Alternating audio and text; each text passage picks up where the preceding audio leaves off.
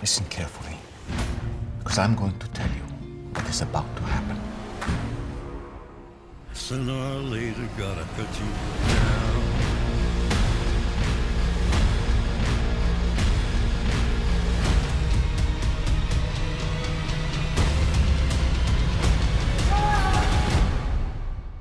What have you done?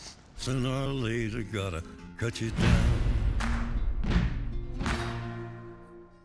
Hey YouTubers, it's Michael back with The Chosen and Beyond. So today we'll be covering Season 5, Episode 6, Reunions, or in Spanish, Reunions, also the same in French, which basically means meetings.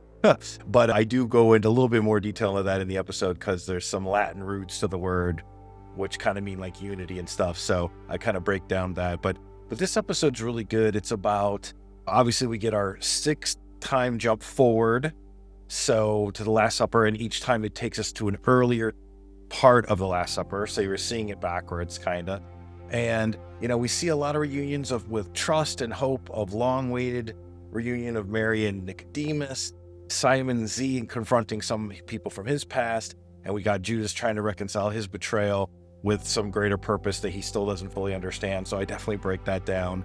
But there's a lot of growing tension with the characters, hope what Jesus is going to do. Like, it's what's he going to do next? What's really going to happen?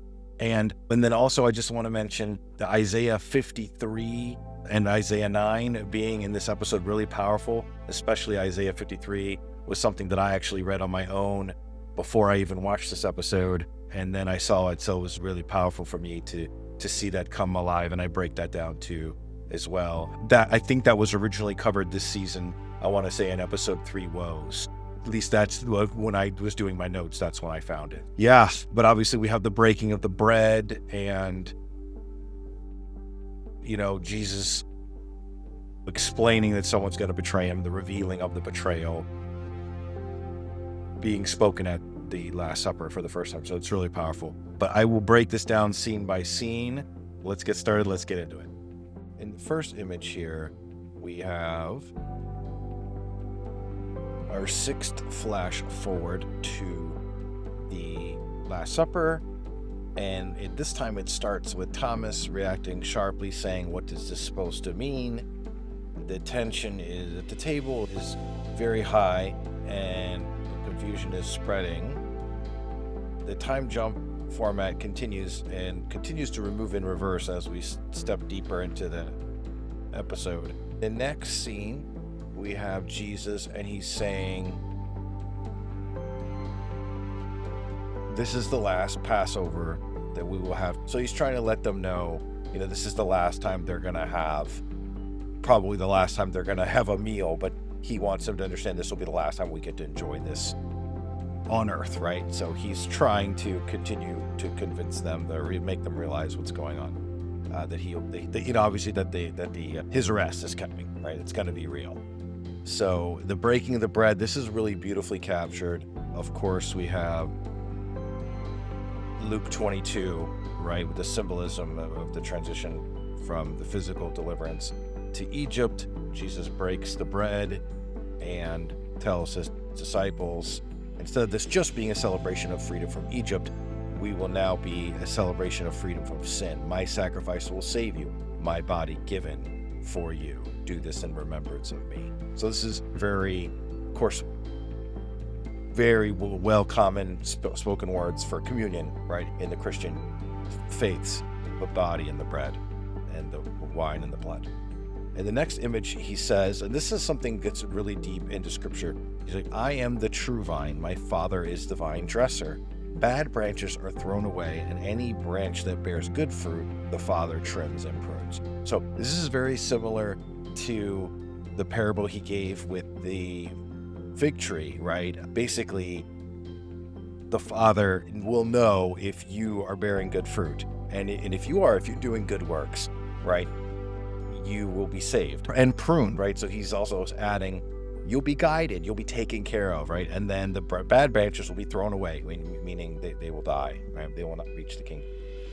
As he's saying this really beautiful shot here, we see Simon Z. He looks just a little bit more to the left. Jesus is looking at the disciples, and then he sees, of course, David here portraying John the Baptist, who we know has died, but he's visiting him in spirit to be with them in his moment, right? So to just love this artistic scene that they've added.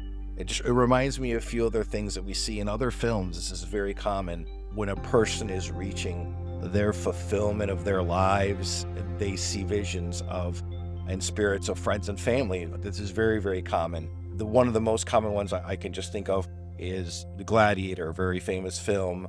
Throughout that movie, he was constantly seeing visions of his family as he was walking through the field, which represented their heaven, the Elysian fields, right? Their heaven. So as he was getting closer and closer, he was seeing his wife in the field waiting for him and his family. So it's very similar. I just see the artistic impression here just being really beautiful. And Jesus also, what I think really is amazing about this for me, there is parts of scripture that talk about Jesus emptying himself out to become man. He had to do that in order to take human form.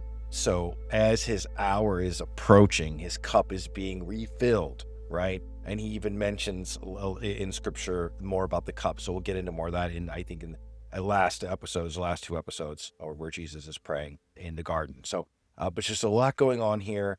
Jesus says he wants his disciples' lives to be full and fruitful. And he sees John the Baptist spirit sitting next to Simon. He's just loving this. And he says, now scripture has been fulfilled. He who has eaten my bread and has lifted his heel against me, one of you will betray me. So he's saying, even though I washed your feet, and even though you're all partaking in this covenant of the bread, one of you is still not clean, right? And of course, we know he's talking about Judas. So everyone kind of freaks out. They're like, what do you mean? Simon's like, who's going to betray you? One of us, we'll find out who it is. So again, they're just trying to take their earthly position on it, right? They are a bit freaked out though about this, right?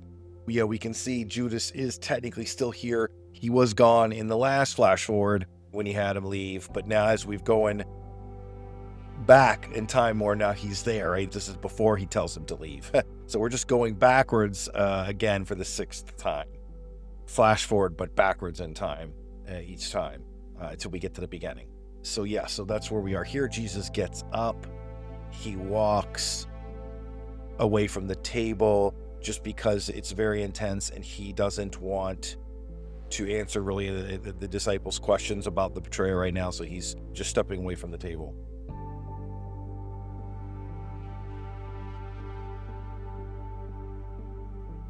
So next scene here. So now we go back, and it says 8 months earlier in the subtitles of the episode 6 here. So we know now we're going back in time 8 months, and we're seeing Nicodemus, and we're kind of seeing where he was a little bit after he had last met with Jesus. They mention another trip that he took, another trip to another synagogue. So this is not right after he returned from Capernaum, but maybe like a short time after that, he did another trip. And so Nicodemus is there. He realizes that Jesus is kind of being investigated. He has some meetings. You can see the Sanhedrin are just kind of wrapping things up, and then everyone wants to speak with Nicodemus, of course, and he finds out about Jesus from one of the Pharisees, and so immediately returns home, and this is when it is revealed the watcher is Matthias. So Matthias is the 13th disciple, the one who will take Judas's place. I think that's correct, but revealed here, and he says, I have a mission for you. Go and find Jesus and start taking notes. So now we are here. Now we jump forward 8 months back to real time, right? About 1 day now before Passover. And Mary has been brought to Nicodemus by the watcher over here by Matthias. And so she's pleased to see him, but she's kind of angry. You can see she's a little frustrated. And she's like, why didn't you help me? You've known we're here, that you've had this, you've had your people looking, watching. Why didn't you help more? And Nicodemus, he tries to explain to Mary. He's like, look, I'm teaching the foundations of Torah, and I've looked at and watched very closely. So for me to really help, I have to really understand what's going on with Jesus, especially now that he's claimed he's Messiah, because a lot of people who have done that, it's kind of his job to prove him wrong. He's kind of like one of the most revered historians. So people go to him for clarity. So, but he says, he tells Mary, Nicodemus says, but I will tell you, what did I see? I saw the blind now see, the deaf hear, the lame walk, and those that dwelt in a land in the shadow of death, upon them have a light shined. So I believe that's Isaiah. I'll find the exact scripture and put it in the description. But there's a lot of Isaiah in this episode. Specifically, I'm going to jump into Isaiah 53. I think this is really huge for me, and I'll explain that in a few moments. So he basically tells Mary here, Nicodemus basically tells Mary, I can't help him right now, but I'm going to keep searching Torah to find a way to help him, because he's got such a huge following now that I really have to be prepared, right? I've got to have a lot of preparation to figure out what's going on. I need to know what Jesus' plan is, so I'll have to find it through scripture. He's reading this to Mary. Mary is very moved. She loves Isaiah, so as he's reading it to her, she's very moved, but at the same time, she's sad because he can't really help her right this time. She can't give her the immediate help that she wants. So moving forward here, this is kind of the main component of this episode is obviously Judas and Caiaphas meeting. This is a very long scene. I'm only going to show a few shots, but basically I love Luke's portrayal here. So the actor's name is Luke, who plays Judas, and he's basically like, I felt that the previous portrayals done by Luke, he thinks of himself as like Jesus' chief of staff in a failing political campaign, and he's got to make some shady deal to give Jesus more time to fulfill the scriptures. That's the role that I see here. There's been a couple political series out there that, you could, like House of Cards, for example, where there's a lot of that going on. There's all sorts of back shady deals going on, but they all justify, we got to save the chief, right? We got to save the leader. But in this case, I do kind of like the way how they shot this, though, because it makes sense that Judas, he thought he was doing something right? He thought he was figuring out something. He was going to make some deal, like I said before in my previous reviews. So he'll make some decision, and there'll be some master plan, and it will all work out, and Jesus will rise up and vanquish the Romans or whatever. He thinks that's going to happen. And Caiaphas is kind of like, look, I get it. I get that you've seen some things, but he's not the Messiah, and I'm not convinced, right? You haven't convinced me that he's the Messiah. So they do the deal. Caiaphas tells him he's naive. If he was the Messiah, Jesus wouldn't be in this situation. So Caiaphas is not convinced. But I really wish here, I just had this feeling as I was watching this again, I wish he would have read Isaiah 53 to Caiaphas here. I wish that they had a discussion on that. I just had this unusual feeling about Isaiah 53. When I was doing my review of the Woes episode, which we just did, episode 3 of this season, where we saw King David in the Lear, when I was researching that in my notes, I came across Isaiah 53, which basically, I'll put the whole thing in the description, but basically it's part of an old prophecy where Isaiah says, he was despised and rejected by mankind, a man of suffering, familiar with pain, like one from people who hid their faces and held in low esteem. Surely he took up our pain and bore our suffering, yet we considered him punished, stricken by God, and afflicted. But he was pierced for our transgressions, he was crushed for our iniquities. So there's a lot going on there, but basically it sounds like a man came to save the people and was crucified. That's what I hear when I read that. And Caiaphas had received that vision. He said from God that a man was going to die to save the people. So I just felt like if he had put that in there, it would have been really cool to see Caiaphas kind of like think for a moment, man, maybe I could maybe, and then just dismiss it. I thought that would have been really cool, but this guy is just way too infamous of an actor here for him to change his mind. And I think maybe that's the way they wanted to portray it. But I thought that would have been a really cool addition. So my one critique there, I could have said I would have liked to have seen more there. But okay, so moving to the next scene, we have Atticus, and this is a very long sequence. I want to say this is like almost 10 minutes long. I'm going to just touch on it very quickly, but Atticus has captured Caphne, right, Rama's father. He knows he's up to creating anti-Jesus kind of coalition movement, and he's like, you know what? I like what you're doing. Tell me this is your background. He makes the connection that his daughter was the one that the praetor killed, the Quintus killed. So he's like a little bit more understanding now. I think he just wanted that tie-in. And now that he has it, he's like, okay, just go keep doing what you're doing. I won't arrest you, but keep doing what you're doing because I need you to distract Jesus, basically. And it's going to play into his plan to stop any rebellion. He thinks that. So this next scene, Mary has left Nicodemus's home. We shift back to her. We're still in normal time. And Mary is, I think she's just upset that she doesn't have more physical solution, but she does start to pray and goes to Isaiah 9, midst of chaos, that her faith remains firm. So she repeats what Nicodemus had read to her. Those that dwelt in the land in the shadow of death had a light shine upon them. So she's just saying that, and she's praying in that moment for strength. It's really beautiful. And she's thanking God for at least the partial understanding that God has a plan, right? And she just has to trust him, even though she's not getting the solution that she wants right now. So then we fast forward here a little bit. Pilate is confronting Caiaphas. And so he's saying, what are you doing? What are these rumors I'm hearing about you going to have Jesus arrested? And Caiaphas says, listen, there's a Masonic fever and the temperature of the people is high. I have to calm it down. I have to get rid of Jesus some way. So Pilate does not agree with this at all. And he tells Caiaphas that he doesn't have the authority to do this. And and this is the interesting part, if he does it, and if tensions rise and he can't control it, the alliance is over. So I thought this was a lot more impactful when I saw it in the trailer, but when I see it here, I just feel like he gave him an out, because you can do it, if and everything works out, I'll leave you alone. But if the tensions rise up and he can't control it, it's over. So I'm just interested to see how Pilate judges whether or not it goes out of control. Because so that I think is going to be interesting. So I'm looking forward to seeing that in season 6. So just moving a little bit forward here, Atticus pretends like he was just a misunderstanding. Simon Z sees this. He knows what's going on. He's not stupid. He knows that the Caphany hates Jesus, so they probably came to some kind of agreement where he's going to spy for him or something. So he's not happy, and so he's following them. I love this shot here. Really beautiful prison Roman kind of entrance. The sets looks great. The costumes look awesome. We don't usually see Atticus in this many layers of leather, so I just thought the costume detail looked awesome. And I just thought they shot this really well.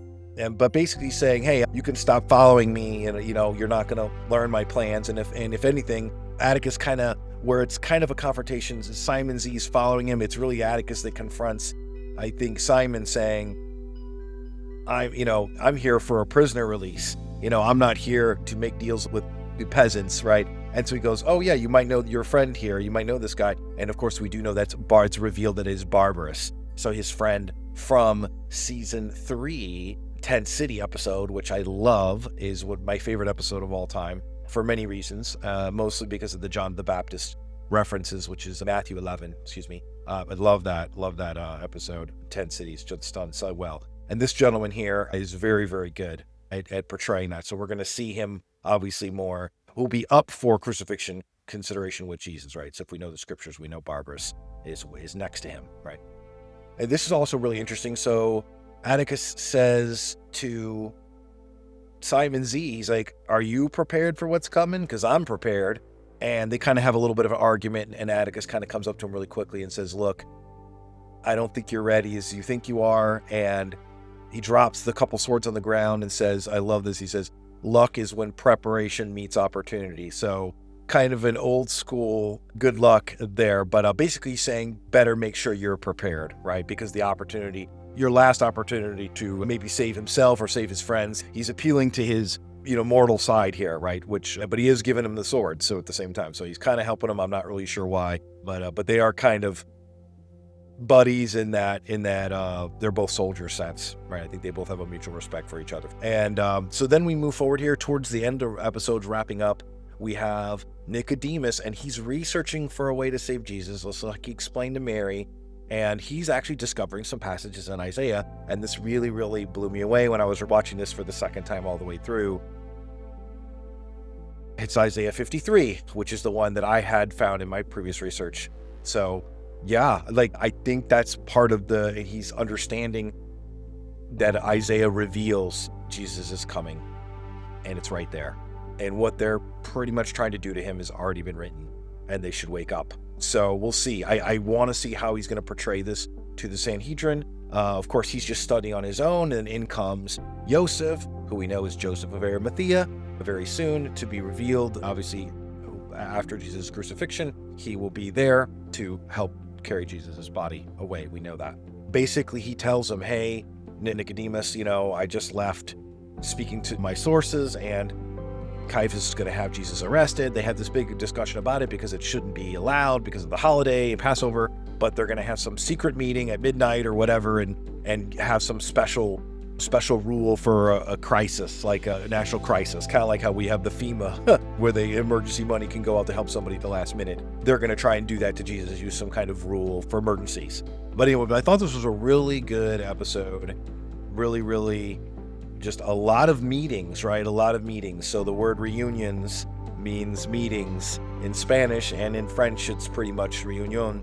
So the same as word, which really, and I looked that up, which really is from the ancient Latin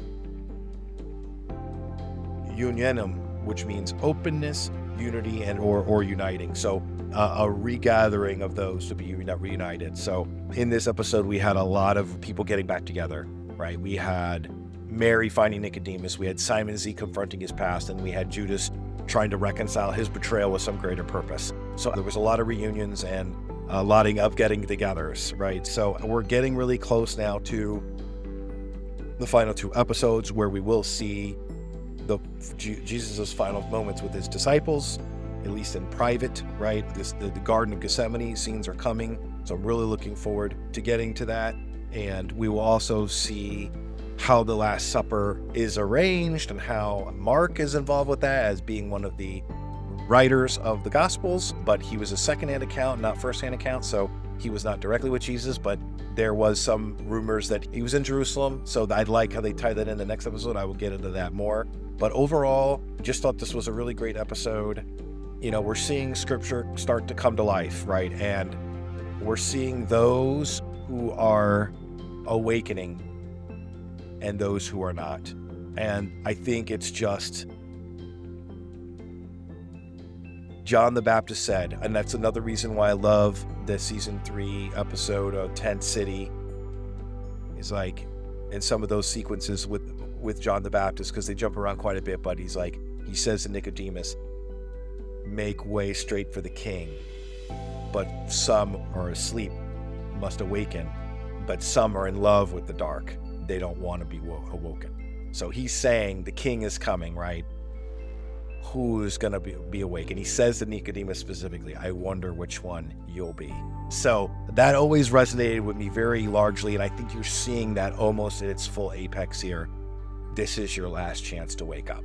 Like really, as this is happening. I feel like, at least for the religious leaders and the ones that have great authority, what they do in their next moments will impact their lives forever, and their time to awaken is limited, right? I don't know how much limited it is, but because we never know how much time we have left. So anyway, that is one of the things I really took away from this episode. So thank you so much for joining us today on The Chosen and Beyond. Please watch The Chosen at thechosen.tv. All the links will be in the description for the gift stores and all that stuff.